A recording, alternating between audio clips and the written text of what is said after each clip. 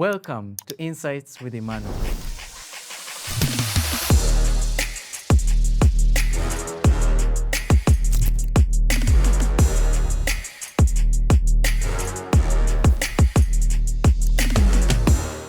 Hey, welcome to Insights with Emmanuel.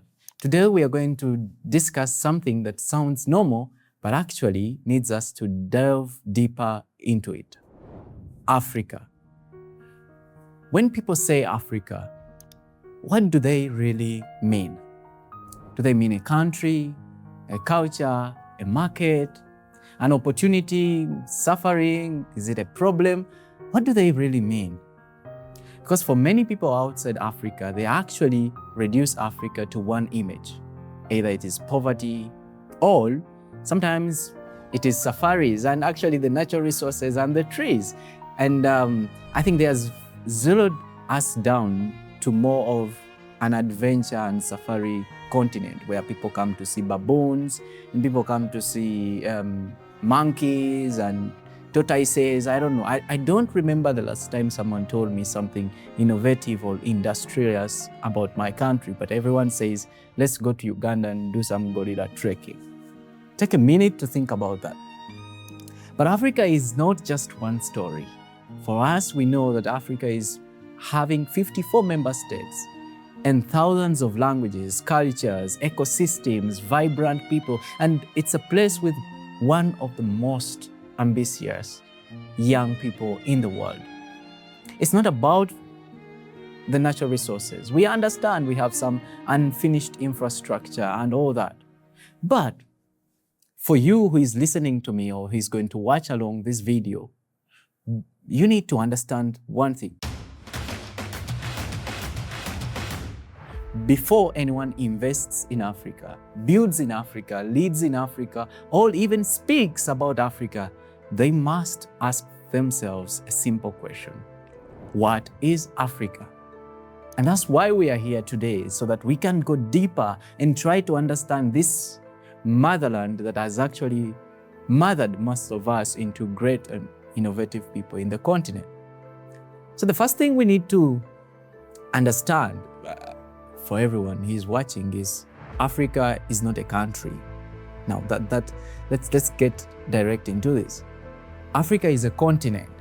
And to go back for us who pass geography, geography is a very complex subject, especially when we talk about maps and try to map out things. But let me try to bring it and make it easier for you. So Africa stretches from the north, and that is from the north in the Mediterranean to the south, where we have the Cape, and then from the Atlantic, which is in the west, to the east, where we have the Indian Ocean. And so that has blessed us with savannas, mountains, and magnificent towns and villages. So when someone says, I want to invest in Africa, the better question is, where in Africa? Because investing in Lagos is completely different from investing in Kigali. Building in Nairobi is not the same as building in Cairo. Operating in Johannesburg is not as the same as operating in Kinshasa, Accra, Addis Ababa, or Kampala, where we're sitting right now. And we all know when you talk about Kinshasa and you talk about DRC, what comes up in the minds of the people? If it's not the current Ebola situation there, it's war, it's crime, but also the minerals, because it has the source of minerals that no any other country has in the world. So when you talk about Kinshasa, you are talking about probably an area where there is dissettlement, where you're talking about high rates of insecurity. That cannot be Kampala. So you cannot leave this video and still say Africa is insecure because you visited Kinshasa. No. So Africa is not just a country, it's a continent. And as every continent is divided, Africa has 5 regions. And we can talk about them and what do they mean to us as Africans and to the rest of the world. That is the North, that is the East, that is the West, and most importantly, the South Africa. Obviously, South Africa comes up because we all know what has been happening, which we are going to talk about when we come to South Africa. So let's start with the northern side of Africa. North Africa is at the Mediterranean Sea. And we all know that it's made up of different countries, including Egypt, Morocco, Algeria, to mention a few. And these countries actually open up our entrance to Europe, and they connect a deeper connection with the Arab world. So North Africa is where Africa meets the Arab world, the Mediterranean, and Europe.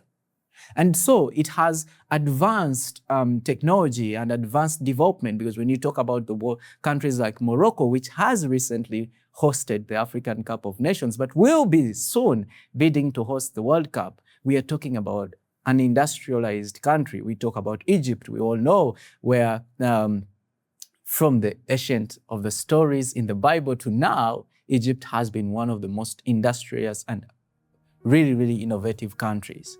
So for investors, the North is often a place which offers relatively developed infrastructure, access to European markets, energy resources, but also tourism potential and manufacturing opportunities. You know, you remember the pyramids in Egypt, where most of you are actually going tonight. And I think most of you know Egypt only for the pyramids, which is not right.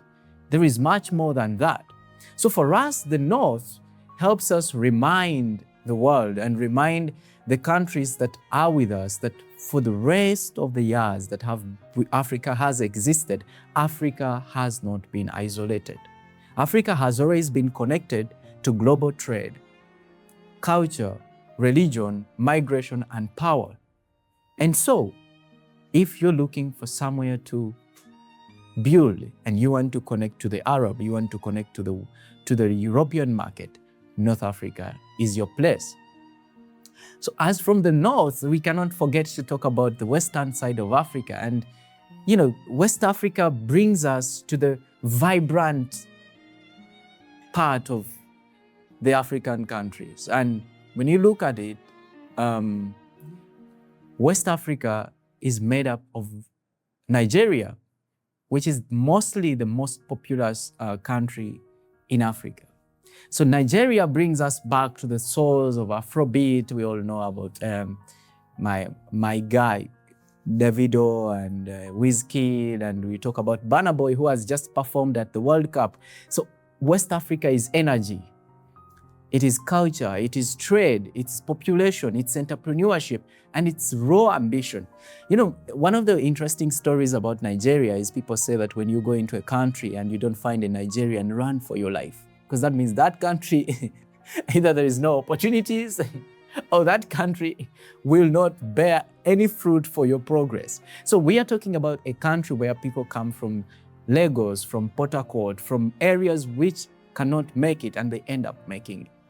So Nigeria alone is one of the largest economies and actually the most populous countries in Africa. And we know, we talk about Ghana and we know how it has been politically stable, and it is divided into English-speaking countries and the Francophone, I know, basically because of the colonization that happened. So becoming available for us to talk about energy, infrastructure, and culture, that is West Africa for you. We are talking about Nigeria right now, where we are speaking about one of the largest mines of energy. You know, we know the Dangote Industries that has just developed the petroleum at scale. And that is not only going to develop the way Africa looks at outsourcing its own energy, outsourcing its own fertilizers, outsourcing its required nuclear products. But we know that Dangote now has built more than 20 to 25 billions of investments in that such an infrastructure. So if Dangote can do it in the West, that means if you're going to invest in the West, you know that you're ready to take the risk. So West Africa still gives us countries that are not yet at the level of Nigeria or Ghana. So you're going to talk about Sierra Leone, you're going to talk about Liberia, you're going to talk about Burkina Faso. If you talk about Sierra Leone and Liberia, these are countries that were affected by the war. Probably they were hit hard by Ebola. So for investors, West Africa is not again Nigeria. West Africa has those countries that are actually developed and it is really having a lot of population, which makes it a great place to invest, not as just a simple consumer market, but as a long-term resource, infrastructure, energy powerhouse. So West Africa is loud, it's young, it's creative, it's commercial, and it's restless. And it shows Africa's entrepreneurial life. As I said, when you go into a country and you don't find a Nigerian there, and you don't hear any pidgin English, run for your life. So that is West Africa for you. So I think as we discuss the regions now, you get to understand that Africa is not one country, because obviously regions have more than 10, 20 countries. Then we come to the East Africa, where we are sitting. Welcome to the East Africa. So in East Africa, we talk about countries like Uganda, which is the country with the best food in the whole of Africa. We cannot argue about this thing, because I was in Ghana last time and you gave me fake jollof. This jollof thing is overhyped. Uganda has the best food, and whether it's Rolex, we have the best food. We are not going to argue about this one. Uganda has the best women. Still, we cannot argue about this one. So we are coming now to the home of things, where we have Uganda, Tanzania, and Rwanda. And we talk about Kenya. Obviously, these Tanzanians, I don't know, but Kenya and Uganda. So we are talking about corridors. When you come to East Africa, you're talking about mobile money, you're talking about tourism, you're talking about logistics, you are talking about startups. When you look at the raise in venture capital that we did in 2025, you'll find out that apart from Nigeria, Rwanda and Kenya really performed relatively well with Uganda in raising capital, which means we are a powerhouse of innovation and integration. So Kenya is known for technology, for mobile money, for entrepreneurship, obviously for safaris and tourism. Rwanda is actually known about the governance branding, and it's easy for doing business over there. And we are talking about Ethiopia, which now has the biggest aviation strength in Africa, the strength in agriculture. And then talk about Tanzania, and then you're going to talk about ports, minerals, and everything. But what about Uganda, where I'm from? We are talking about the youth. That is the energy. That's the first thing, because we are talking about the youngest country in the whole world. So we are the future, actually. And then we are talking about Uganda has just found its energy, its petroleum. We are starting to produce our petroleum, and we are guiding the largest, probably, petroleum line running from Hoima going up to Tanga in Tanzania. When you talk about Uganda, you're talking about a powerhouse. You're talking about the country that is actually really ready to work. You have free access to energetic young people that can work in your factory. So investing in East Africa does not only give you the hope to thrive, but it gives you an access to a market that is ready to build, that is ready to take risks. So East Africa shows us the ability of Africa to leapfrog, especially in digital finance and regional trade. That is something that is unique about us. We leapfrog. We don't go in a line that what people think. So if you want to visit East Africa, visit for innovation, visit for trade, visit for energy and other services. And that is the East. But what about the Southern Africa? This one might be controversial. I don't know how we're going to talk about it, but my friends from Zimbabwe and Zambia and South Africa, obviously South Africa and Malawi, and it's also a fund here. And we get to understand that Southern Africa has been known for industry and finance and energy. But allow me to use this opportunity to remind everyone that whatever happens, Africa remains a single blood and we remain one. We get to see the xenophobic pictures that are coming from South Africa right now. It's a topic that we really need to speak about. But then, that doesn't mean that everyone in South Africa is xenophobic, but it means that there are some of us that really don't understand what is really Africa. So the question of what is Africa is not about only those that want to come and build with us, but it's also for us who are staying within this mother continent to understand what is Africa. Because it's very painful to get a mother moving from Zimbabwe to South Africa to seek for care, and then they are restricted because they're not South African. That cannot happen.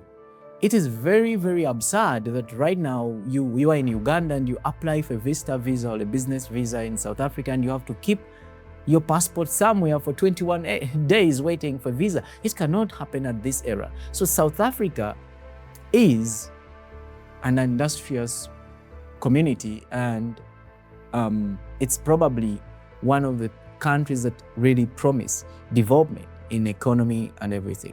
So as we go deeper into the Southern Africa, is maybe to just clarify, there's a difference between South Africa and Southern Africa. This is the issue.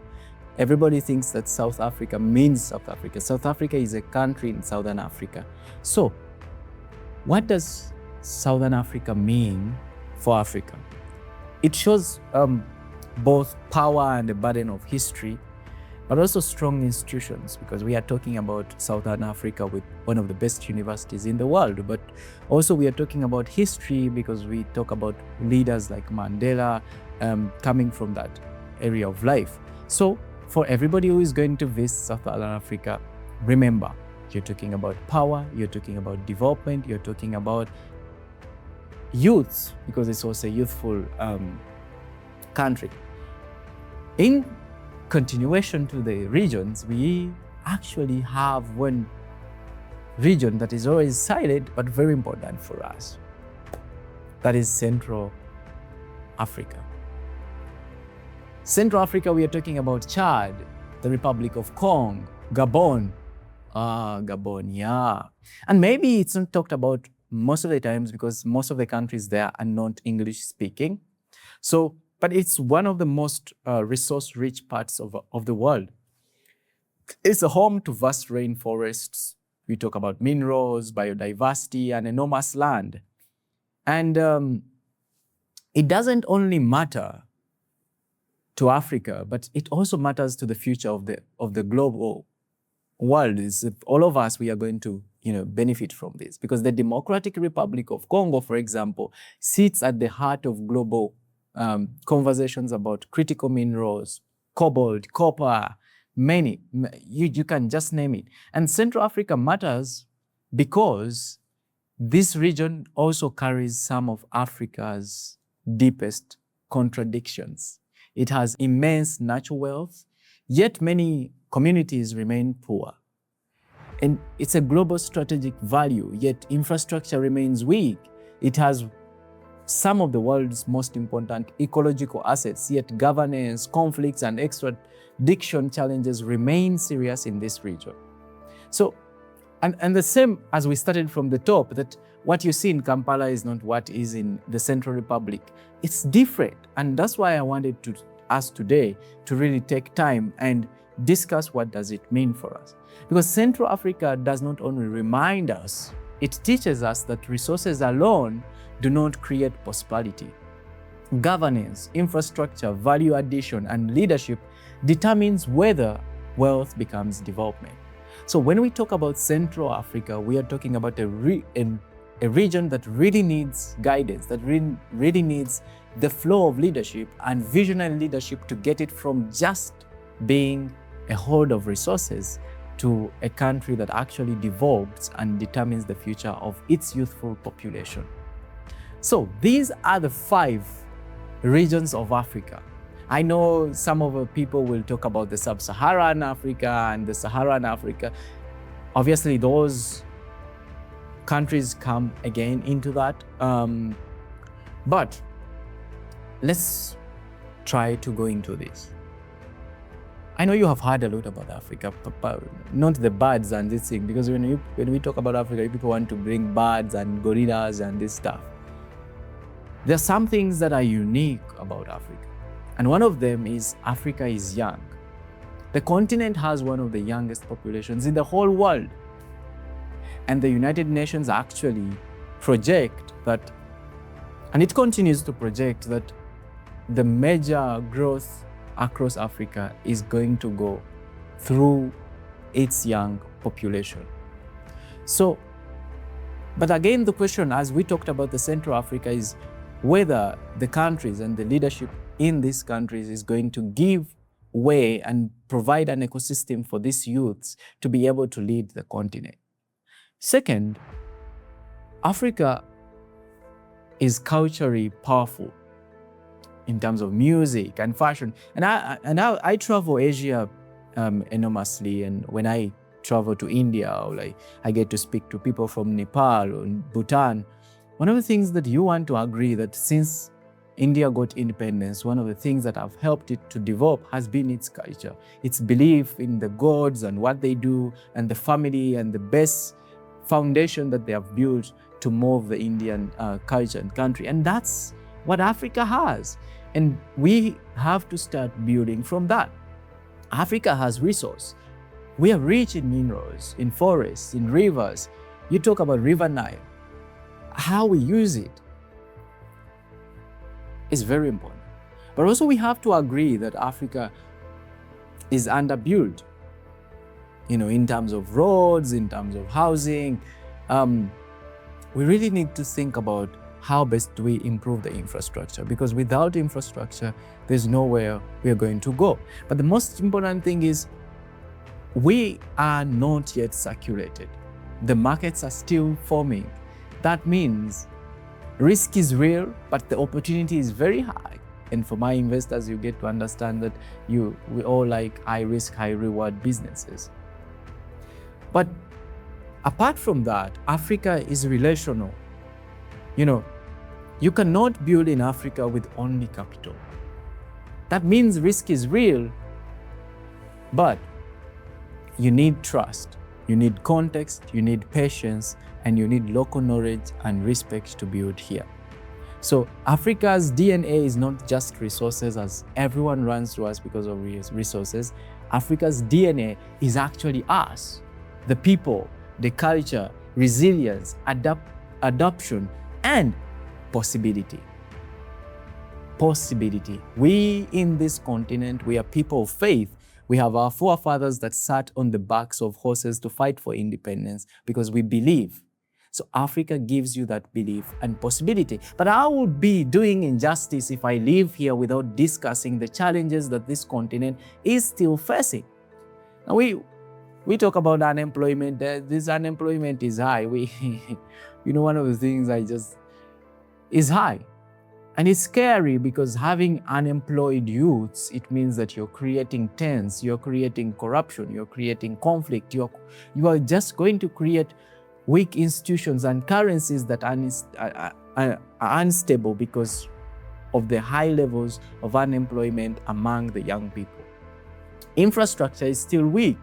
And we have to agree in many sources, energy resources. No, we are talking about the continent where in the sub-Saharan region only, the last time I checked, more than 500 million people are still living under darkness. That means there's no light. So if you're coming to build here, you don't think that you have everywhere electricity, everywhere 5G network. You have to contextualize to understand the context of where we build. The African Development Bank in 2025, if you check, emphasizes the importance of mobilizing domestic capital and improving governance and reducing financial leakages and making Africa's capital work better for development. And so, Africa is not easy, but difficulty is not the same as impossibility. For builders, the question is not, are there problems? That's not the question we should be asking right now. The question we should be asking is, which problems are worth solving? And who understands the context will have the upper hand in solving them. So, what should be the investor mindset in this continent? Because we have taken minutes discussing Africa. You who is watching me, what is Africa to you? Because it's not a charity case. It's not just a market. It's not just minerals. It's not just people. It's not just potential. Africa is a continent where people are building, surviving, trading, believing, innovating, and the most important thing, demanding a different future. So for investors and builders that are listening to me, Africa requires humility. You need to be humble. Don't come here with copy and paste that this one worked in India, so it's going to work here. It's not going to work. Don't assume that what worked in Europe should work for you here. You have to build with context, and you have to understand the people and respect the culture and study the region and try to partner locally, but also to understand that it's not about your today profit, but you need to think long term. And also, because Africa is not waiting to be discovered. It's already moving, so you have to understand that you're not coming into an empty space to build with us. The question is whether you understand it deeply enough to build with it, or you are going to lose it on the way.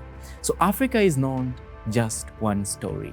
My dear friend, my colleague who is watching, Africa is a continent of many realities, and those who understand its DNA will not only see its challenges, but they will see the future and they will build with us. So thank you, and see you in the next episode here at Insights with Emmanuel.